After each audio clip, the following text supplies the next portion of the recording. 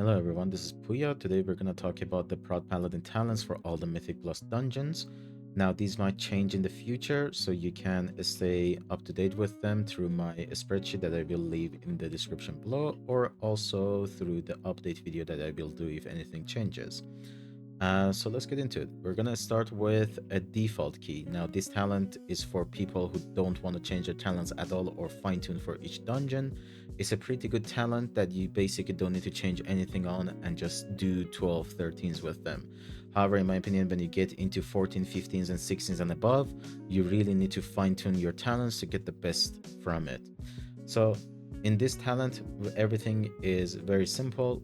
On the right side, we have Faith in Light to whenever you cast that Word of Glory to get that additional spell block. Also, make sure to have improved Holy Shield for that spell block. If you have around 52%, as you can see down here, block chance, and cast the Avenger Shield and Word of Glory, you will go to 100%, which reduces damage of a magical tank buster or any magical that is coming to you by 33% roughly around there. I also really like to play with Bastion of Light, which is a very good feeling talent, and I recommend everyone to play it. Whenever you use it, it will give you extra to holy power on the 5 judgment that you have after the use, and I mostly use it with my wings. However, there are some scenarios that I just use it by itself in case I need to survive, that I need those additional holy powers to generate more free Word of Glory for myself. But mostly I stagger it with my wing. Whenever you use it with your wing, on the next wing that you use, you're not going to have it instantly. However, in the middle of your wing, you will have it to use it, so pay attention to its cooldown. And then we're gonna have also Eye of Tear, which is a must to take as a Templar, and Inmus Light. Now, a lot of people might also ask why not go for Bulwark of the Righteous Fury, and they think that it's a big damage loss. However, it's not really, because of the fact that Bulwark doesn't synchronize as well with a Templar this season. The reason why is because you should not, and I emphasize that you should not use Avenger Shield in this season unless you're about to interrupt, pull aggro, or have nothing to press. Those are the main times that you really want to use your Avenger Shield, and otherwise you should avoid using it. And you should mainly use your Holy Power generators, your Judgment, and also Blessed Hammer to, or Hammer of Justice, so you can extend the time of Shake the Heavens, which is the most important thing for you to work on this season. And your goal should be to have a minimum of 80% up to 90/95%. But yeah, that's that for the right side. And on the left side, we're gonna use Blind. There's a lot of at the same time cast that goes through in this season. For example, Priory, on the first pull, the guards will cast the shield that you can just use blind, and they cast it at the same time. There's on the Cinderbrew, the bees that will cast the final sting, and if they're casting it at the same time, you can blind them to deny their cast because they hit the tank very hard. And then here we have Fist of Justice.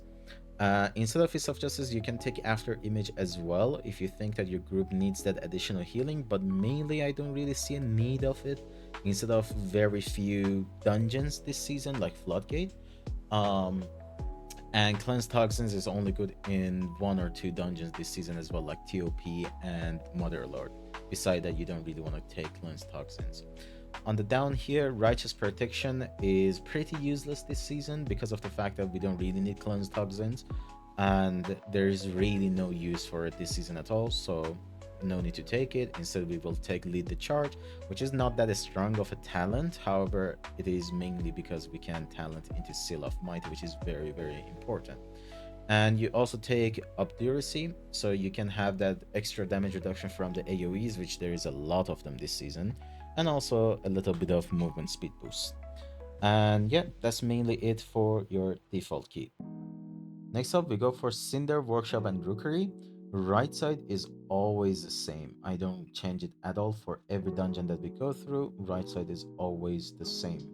On the left side, I like to take extra cooldown reduction for my blind, so it helps me cancel the cast that is coming, especially in Rookery, and also helps with canceling the cast of the blobs that is in workshop that puts out a big heal reduction debuff on everyone, and the healer just has to heal through them, and if that goes through in the AoE, it's gonna be probably wipe.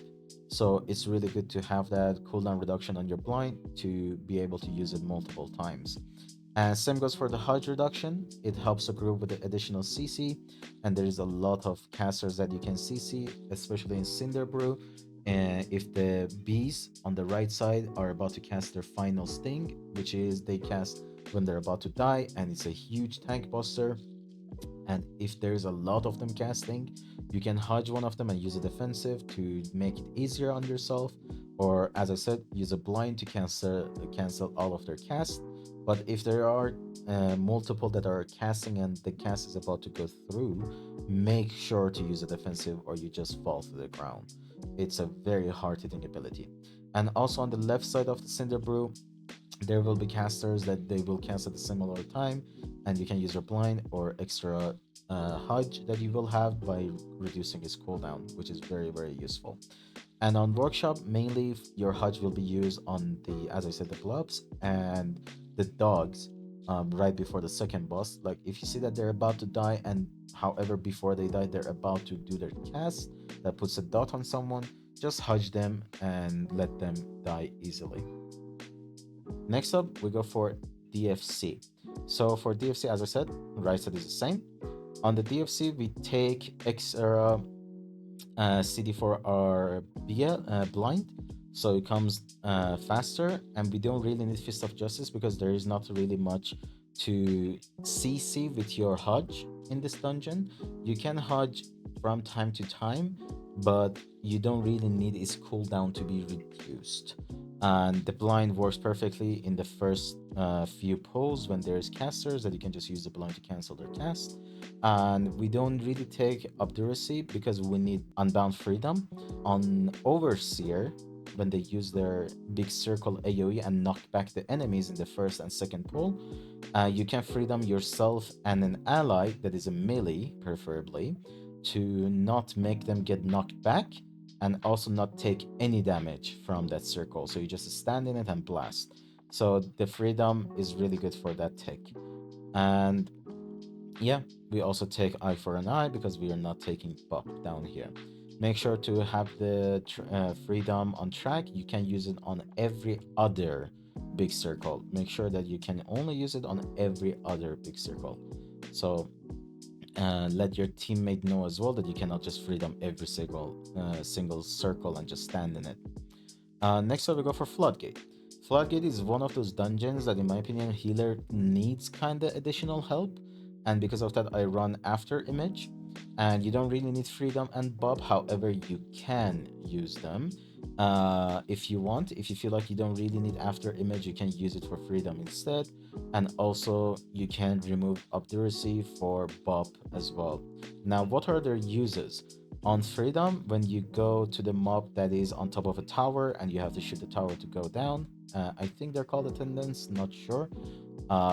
Basically, they root the person, so you can, when they use the nail gun, so you can use your freedom to make them move again. And also Bob, that nail gun is a physical damage, so if you see them targeting someone that is low HP, you can use your Bob to protect them. However, again, like I said, it's not really needed, and I don't see any use for these when I run my dungeons and Floodgate on 14, 15, 16. And after Image, I find it much more useful to just help the healer out. Next up, we go to Motherlord. So for Motherlord, as I said, we're gonna take Cleanse Toxin because toward the third section of the dungeon before the third boss, there will be mobs that throw poison at your allies, and it looks like a cloudy effect or a smoky icon, and you can use it to cleanse a toxin. However, compared to last season Arakara or poison that was in last season, they don't really do that much damage. However, as a tank, if you have it and also are taking a lot of damage from a lot of mobs, that extra tick really hurts as a tank. And if your allies have it and they get targeted by the eye master that throws a beam on someone, and that beam is there for like 2 seconds, and they have the toxin, it can really kill them. So make sure to only use your cleanse if it's on you or on an ally that is taking damage from something else and another source beside the toxin. Otherwise, you don't really need to do it. There is also toxin on the first part of the dungeon if the knife throwers cast go through, and that is also a poison that you can cleanse it.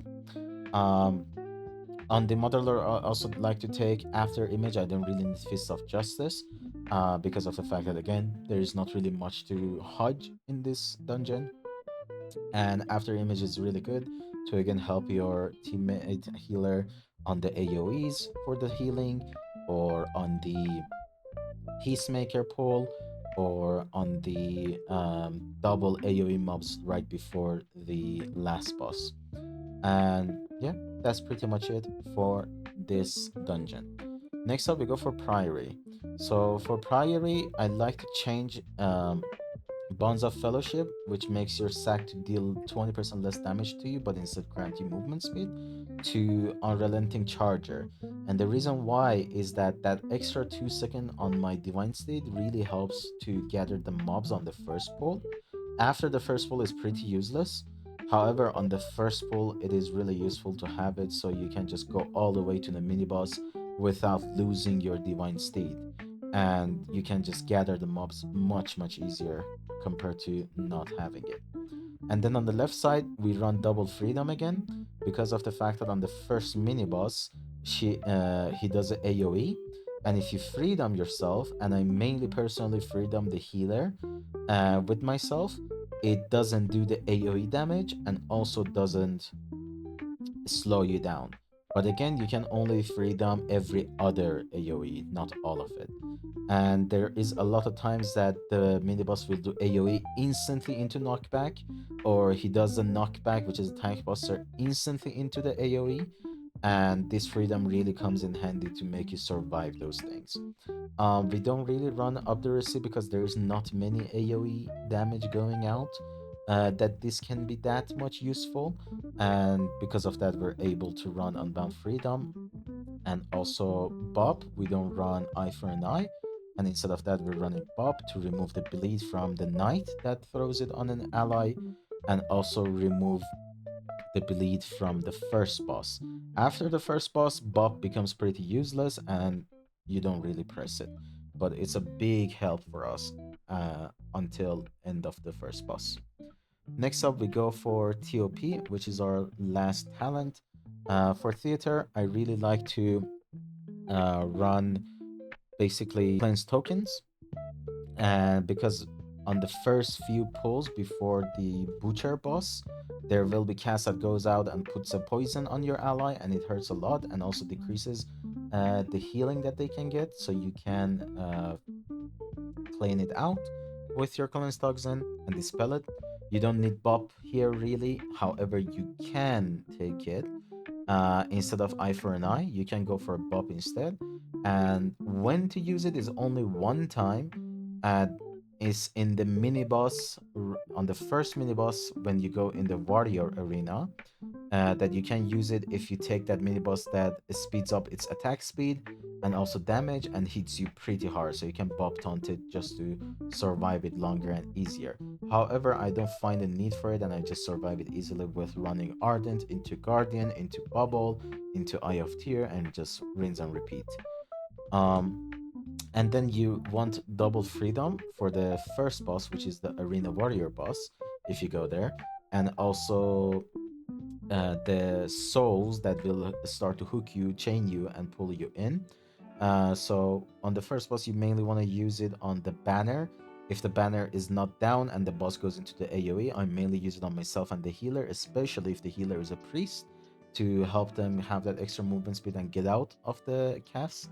And on the souls, if you use it, it will remove the cast of them, and also so they don't do damage and you don't get another cast on you. And eye for an eye is just there for extra damage, nothing really special about it. But yeah, that's pretty much it for all the talents that I run on Mythic Plus Dungeons. Feel free to ask any question that you have in the comments below. Until the next guide, Pooya out.